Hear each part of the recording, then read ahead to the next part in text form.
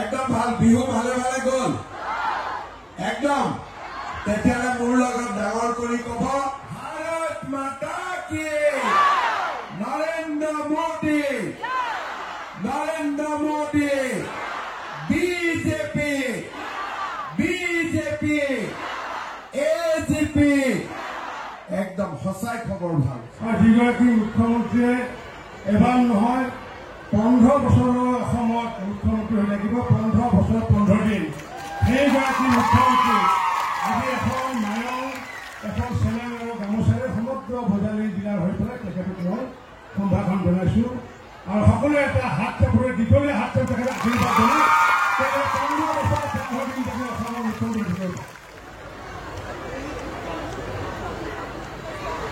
আজি আমাৰ এই নিৰ্বাচনী সভা আমাৰ ৰাইজে পঞ্চায়ত নিৰ্বাচনত ভোট দিব শ্ৰদ্ধাৰ ৰাইজ নিত্যানন্দ বা আমাৰ বজালী পাঠশালা লুঙি ধুতিতকৈ ভাল হ'ব নে বেয়া হ'ব শ্ৰদ্ধাৰ ৰাইজ হ'ব শ্ৰদ্ধাৰ ৰাইজ 5000 পিছলৈ আৰু লাগিব তেতিয়াহ'লে কাক ভোট দিব লাগিব কাক দিব লাগিব ৰঞ্জিত দাক মই আজি দায়িত্ব দিম একদম তাতে নাথাকে হা আৰু যিদিনাখন জুনত মই মহিলাসকলক টকাটো বিলাব আহিম সিদিনাখন কিন্তু খানা টানা খুৱাইহে পঠাব লাগিব হ'বনে নাই ৰঞ্জিত ইলেকশ্যন জিকিবনে নাই ভুলতে আকৌ কোনো নিৰ্দলীয় দি নিদিব দেই ঠিক আছে হ'বতো নিদো বুলি ডাঙৰ কৰিব এটা হাত চাপৰি বজাৰ আশীৰ্বাদ কৰক 5 নম্বৰ উত্তৰ বজালী শ্ৰী প্ৰাণজিত কলিতা ৰাইজৰ আশীৰ্বাদ ল'ব সকলোৱে হাত চাপৰি প্ৰথমেতো ভাৰতখন স্বাধীনো কংগ্ৰেছে কৰিছিল কিন্তু তেতিয়া গান্ধী আছিলে তেতিয়াতো লুঙি নাছিলে প্ৰথম সকলো কাম কংগ্ৰেছেই কৰিছিল মহাত্মা গান্ধী আছিলে গোপীনাথ বৰদলৈ আছিলে সকলো ভাল কাম পঞ্চায়ত দেশ স্বাধীন কৰা সকলোতো কংগ্ৰেছে কৰিছিল কিন্তু তেতিয়া লুঙিটো নাছিল না জাকিৰ হুছেইনে কৈছে যে পূৰ্বপুৰুষে বোলে লুঙি ধুতি পিন্ধি আছিল আপুনি ক'লে নামানে বোলে কোন নামে শুনা নাই আছে নেকি কোনোবা এনেকুৱা আছে কালি কৈছিল বিধানসভাত কথা বতৰা নকয় নহয় চিনা জানাই হোৱা নাই এই যি 3টা হাতীক মাৰিছিল খৰ্গকেইটাও আমি উদ্ধাৰ কৰিছোঁ দাঁতকেইটা আৰু যিকেইজনে মাৰিছে তেওঁলোককো আমি এৰেষ্ট কৰিছোঁ আৰু এতিয়া যিটো এণ্টি ৰাইনো আমাৰ পচিং ইউনিট আছিল সেইটো আমি ৰাইনোৰ লগত তাত এলিফেণ্টটো সোমাই দিম যাতে আমি এলিফেণ্ট হাতী মৰাটো বন্ধ কৰিব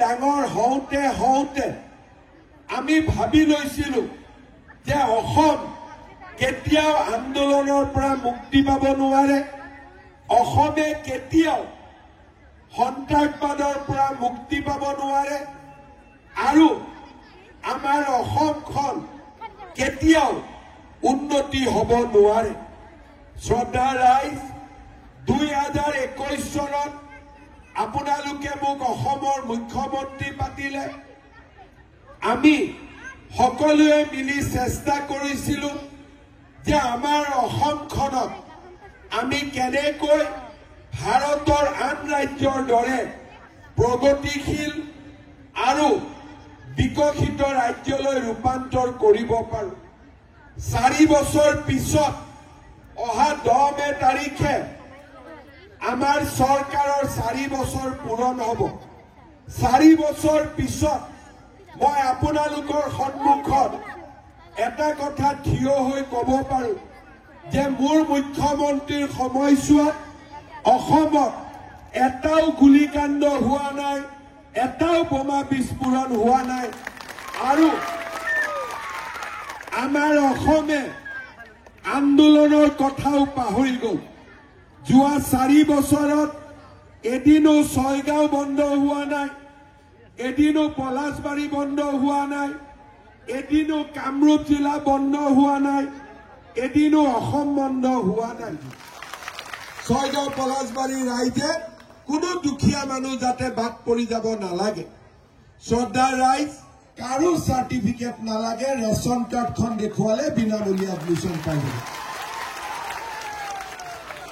শ্ৰদ্ধা ৰাইজ আমি দালি নিমখ আৰু চেনিও কম দামত দিয়া আৰম্ভ কৰিম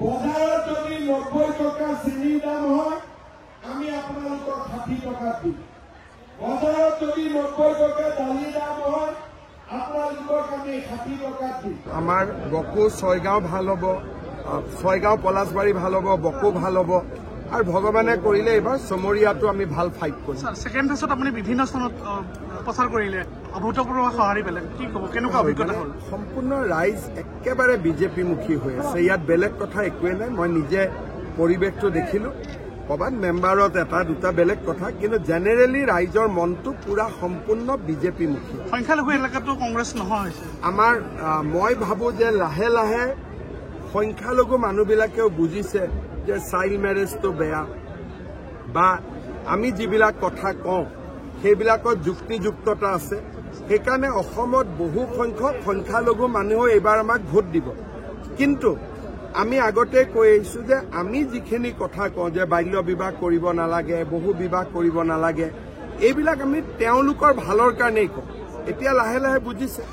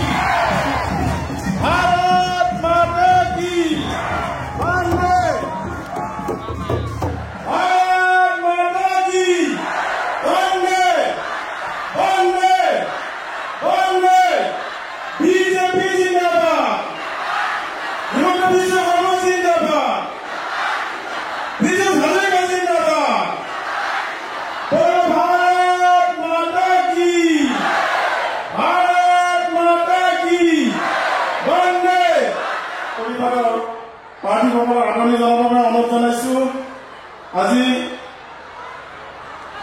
মৰিগাঁও জিলাৰ কাৰ্বি খানা সভাৰ অনুৰোধ জনাইছো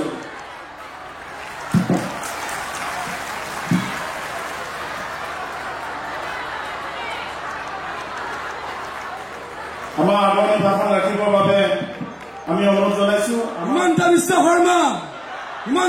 শৰ্মা নৰেন্দ্ৰ মোদী বহুত বহুত ধন্যবাদ আৰু কেতিয়াও কাজিয়া নহয় হিন্দু মুছলমানৰ কাজিয়া নহয় কোনেও কোকৰাঝাৰ ওদালগুৰিৰ বৰ সংঘাত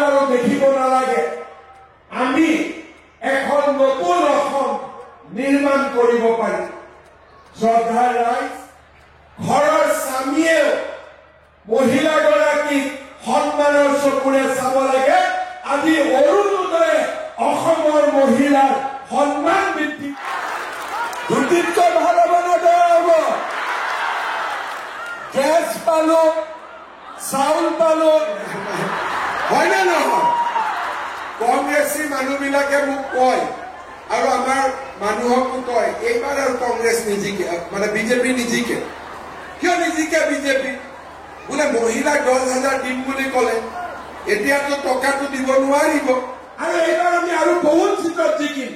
কাৰণ মানুহে বুজি পাইছে যে মোদীয়ে সকলোকে ন্যায় কৰে, সকলোকে ঘৰ দিয়ে, সকলোকে কৃষক সন্মান দিয়ে, সকলোকে অৰুণোদয় দিয়ে। হিন্দু মুছলমানৰ নাম আমি নকৰো। আমি কেতিয়া কৰো? কোনোবাই গড় মাৰিলে সেইটোহে আমি বেয়া পাওঁ। আৰু গড় মাৰিলে চকুকেইটা কাঢ়ি আনিব লাগে নে নাই? গড় মাৰিব দিব লাগে নেকি? লাগে নেকি? সেইকাৰণে ৰকিবুল হুছেইনে মোক বেয়া পায়। বোলে ধুনীয়াকৈ গড় কেইটা মৰি আছিল, এইটো ক'ৰ পৰা মুখ্যমন্ত্ৰী আহিলে গড় মাৰা বন্ধ কৰি দিলে। আৰু পণক সাৰথি কৰি আমি এখন নতুন অসম নিৰ্মাণ কৰিম।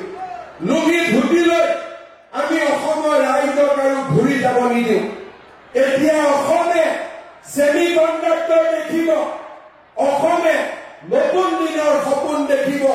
ধুতি কম্বল সূতা খোৱাৰ ৰাজনীতিত আমি ব্ৰহ্মপুত্ৰত পেলাই দিম। আমাক আৰু কেতিয়াও নালাগে, সেই দিনবিলাক আমি পাহৰি যাম। সকলোৱে আশীৰ্বাদ দিয়ক। ভাৰত মাতা কি। আমাৰ জাগি ভকতগাঁও জিলা পৰিষদ মন্টু বৰদলৈ, মন্টু হাঁহি আছে, ধুনীয়া, চবে ভোট দিব, হয়নে? আৰু মায়ং জিলা পৰিষদ প্ৰণতি কলিতা ডেকা, দিবনে নাই ভোট? পাক্কা দিব? সকলোৱে দিব? তেতিয়াহ'লে মোৰ লগত বিজেপি, পীযুষ হাজৰিকা, পীযুষ হাজৰিকা, ৰমাকান্ত দেউৰী, ৰমাকান্ত দেউৰী, বন্দে। মৰিগাঁও জিলাৰ নিৰ্দেশিকা শ্যামাপ্ৰসাদ মুখাৰ্জী পাঠদান বন্ধ।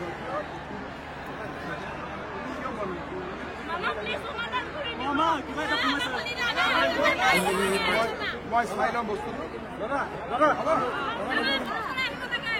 মই এইখন কিয় বন্ধ হৈ আছে কলেজখন? কোনখন college?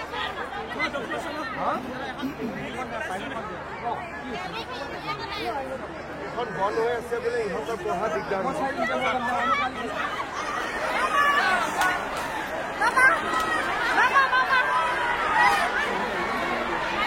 I love you, I love you.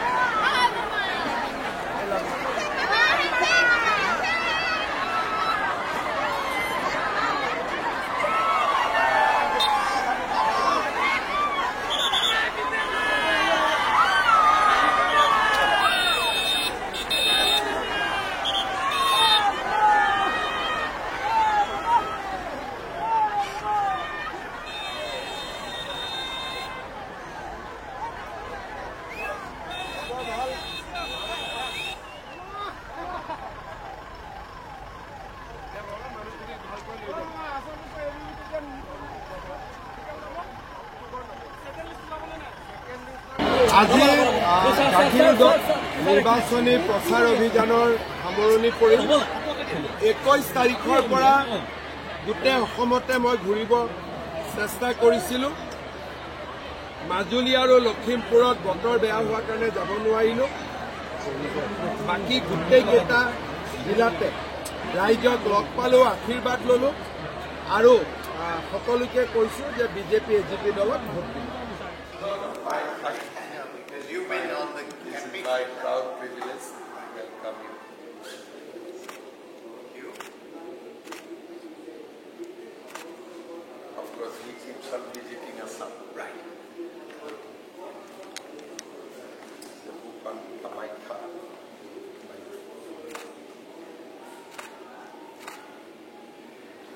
Dr. Paul, you know, he keeps on coming, and that's why. Yes. Whatever.